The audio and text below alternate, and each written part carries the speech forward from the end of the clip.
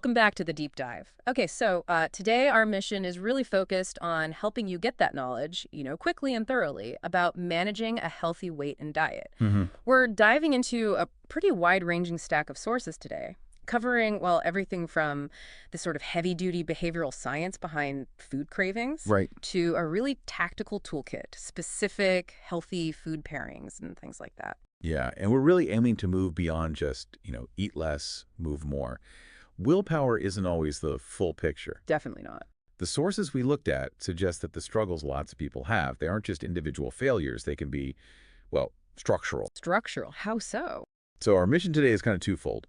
First, we need to understand that psychological trap, why resisting junk food is so hard. Okay. And second, we'll build out a concrete strategy, a food toolkit, that actually promotes long-term satisfaction and health. The goal is to fundamentally change how you relate to what you eat. And a key piece of that puzzle, the big insight we'll unpack, is this thing called the bliss point. Yes. The bliss point. It's this deliberate, engineered tactic. Food manufacturers use it. And honestly, once you understand how it works, you start to see that the whole food environment can feel a bit stacked against you. It really can. But knowing that is actually quite liberating. Yeah. Right. And we'll give you some specific nutrient-dense pairings designed to fight back against that engineering. Exactly. Okay, let's unpack this hidden adversary then. Why do we feel that intense pull, sometimes it feels almost compulsory towards unhealthy food, even when, rationally we know better? Right. Our sources are pretty clear on this. Often it's not really about a lack of personal willpower. No, it often isn't. Yeah. What's really fascinating and maybe a bit disturbing is that a lot of the ultra-processed food we eat, it's stuff that doesn't really resemble something that grew. Yeah, stuff in packages. Precisely. Yeah. It's meticulously designed in labs. It's engineered to hit what Howard Moskowitz, who's a legendary market researcher in this field, called the bliss point. The bliss point. Okay, so what is that exactly? It's the perfect, scientifically determined combination of sugar, salt, and fat. Perfect. It's perfect in the sense that it triggers the maximal reward signals in the brain. It just lights up those reward centers like nothing else. Wow. Okay, that sounds, almost nefarious, like you said. So when we hit that bliss point, what's actually happening chemically in our brains? Yeah, you get this huge spike in dopamine. Now, lots of people think dopamine is the pleasure hormone. It's not exactly. It's really the motivation hormone. Yeah. Basically sends a very strong signal to your brain saying, hey, whatever you just did, do again. That was important. I see. So it creates a loop. A really powerful, potentially addictive feedback loop. And critically, this large instant reward signal, it can override your brain's own internal warnings, the signals it should be telling you to stop. Wait, so our bodies have natural defenses against overeating then? And this engineering is like exploiting them?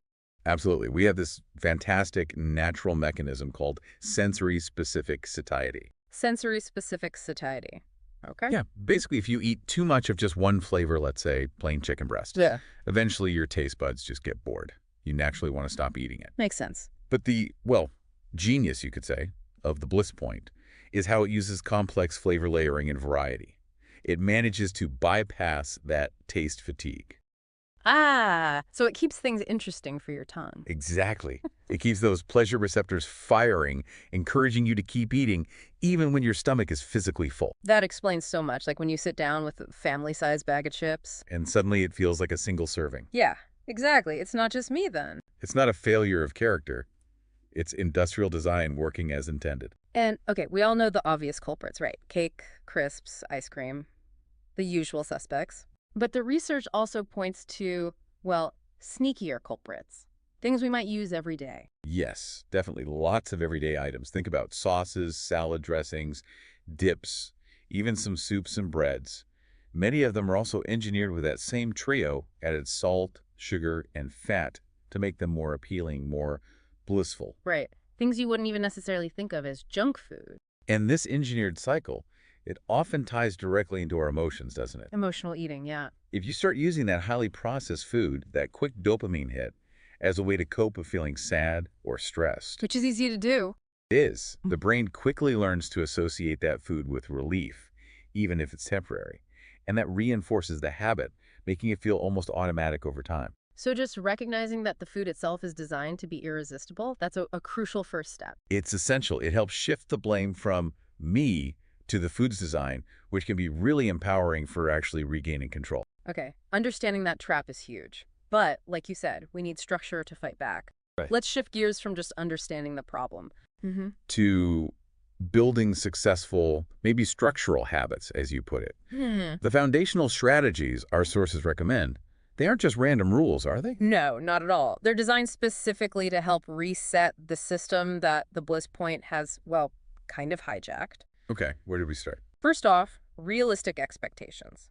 For most adults, aiming for a steady loss, maybe 1 to 2 pounds a week, that's generally considered reasonable and sustainable. Right, not aiming for some drastic overnight change. Exactly. The goal should be finding a comfortable weight you can maintain long-term without feeling constantly deprived. That's key. And we don't necessarily need extreme measures for portion control either, right? There are simpler tricks. Yeah, visual hacks can be surprisingly effective. Yeah. One simple one that keeps coming up in behavioral science is just using a smaller plate. Smaller plates. Really? Yeah, ideally about 9 inches or less. Yeah. There's this visual illusion called the Delboeuf illusion. Basically, the same amount of food looks significantly bigger and more satisfying on a smaller plate. Huh. Interesting. So it tricks your brain into thinking you're eating more. It mentally anchors your perception of fullness, yes. Another key thing is eating slowly, Ah, the 20-minute rule. pretty much. It takes about that long for your digestive system to send the "I'm full" signal to your brain if you rush through your meal. You'll overeat before the message arrives. Exactly. And then there's the strategy of filling up on lower-calorie, high-fiber foods first. Think vegetables primarily.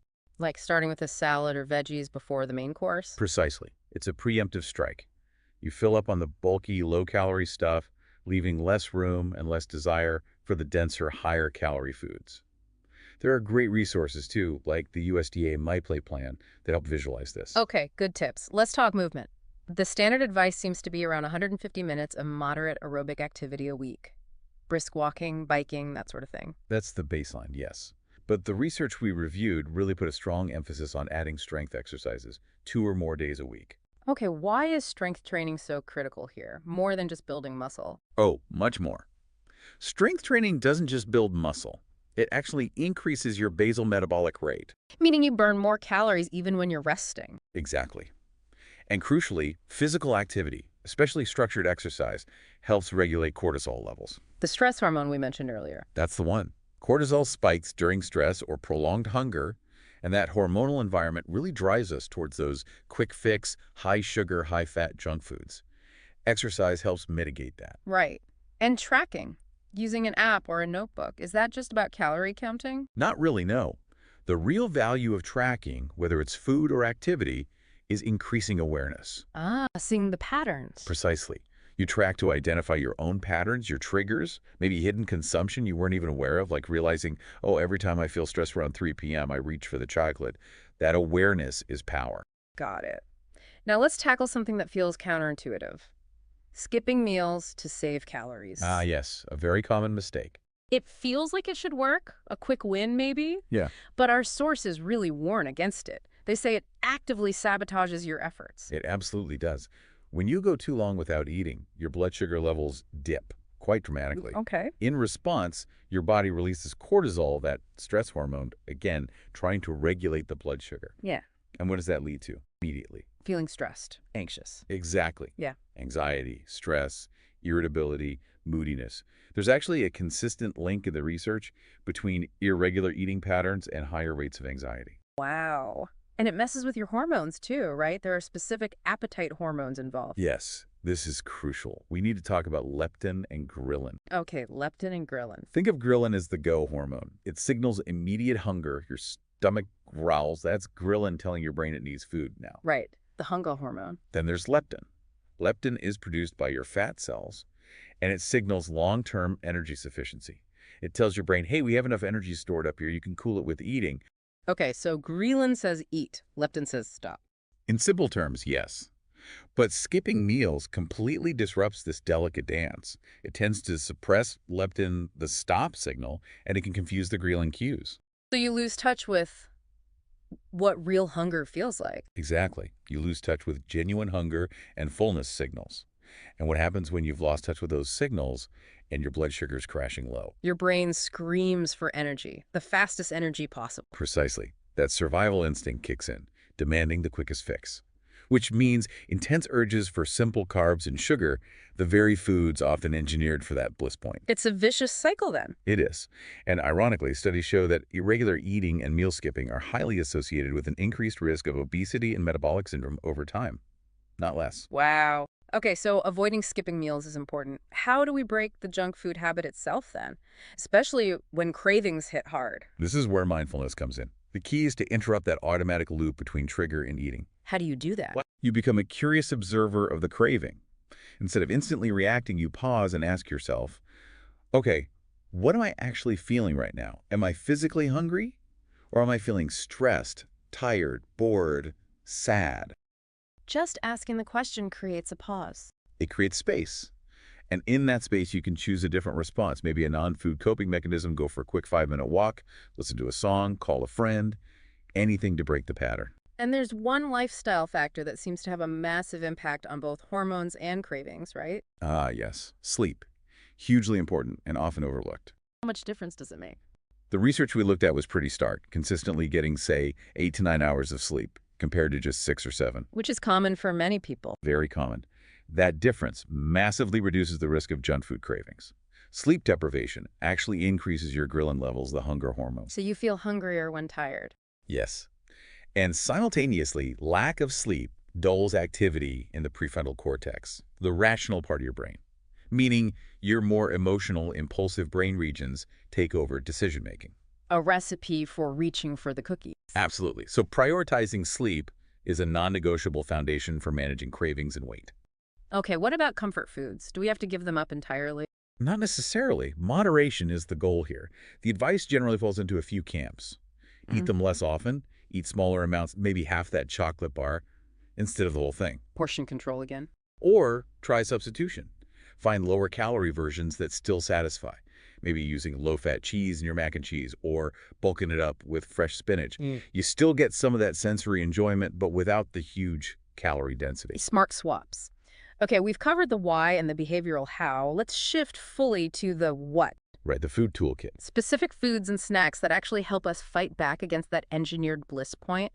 Snacking often gets a bad rap. It does, but it shouldn't. Planned, nutrient-rich snacking is actually a vital tool. It helps manage hunger between meals and keeps blood sugar stable. Preventing those crashes that lead to more cravings. Exactly. So our snacking strategy needs to focus on what I call the power trio. Protein, fiber, and healthy fats. Protein, fiber, healthy fats. Okay. See, highly processed food uses that bliss point to give you rapid, unstable energy followed by a crash. Our healthy snacks need to do the opposite. Use protein, fiber, and fats to deliver sustained, slow-release energy. How do they do that? Well, protein and healthy fats are naturally very satisfying. They promote satiety. And fiber, especially soluble fiber, physically slows down how quickly carbohydrates are digested and absorbed. So no rapid blood sugar spike. Right. It prevents the spike and the subsequent crash that inevitably triggers the next craving cycle. It keeps you feeling fuller, longer, and more stable. That makes a lot of sense. Instead of the roller coaster, we want a nice, gentle plateau of energy and satisfaction. Okay, let's break down some of the specific snacks recommended in the sources, looking through that lens: protein, fiber, fats. Great idea. Let's take a classic. Apple slices with natural peanut butter. Okay. The apple provides crunch, natural sweetness, and crucially, fiber, both soluble and insoluble. Slows digestion. Right. Then the peanut butter, and ideally look for one that's just peanuts and maybe a little salt, no added sugar. Good tip. That provides healthy, monounsaturated fats and a decent hit of protein. So the fiber slows the sugar absorption from the apple, while the fat and protein provide that lasting satiety. It actively helps keep ghrelin, the go hormone, quiet. That's a perfect example of the synergy. Okay, what about a high-protein option? Cottage cheese came up a lot. Cottage cheese is fantastic. It's often packed with protein, sometimes 25 grams or more in a cup. Wow. And specifically, it contains a lot of casein protein. Casein is known for being digested very slowly. So it releases energy gradually? Over hour, potentially.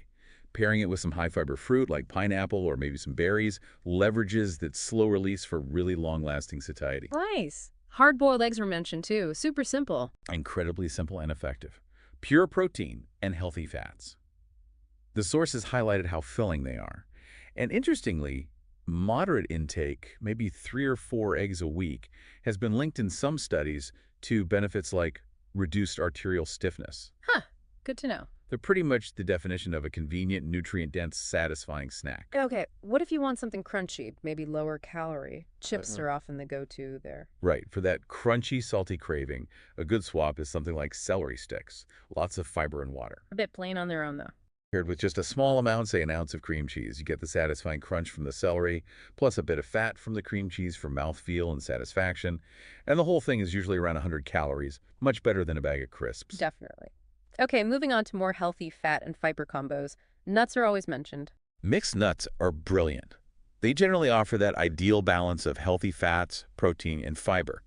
The key caveat. Calorie density. Exactly.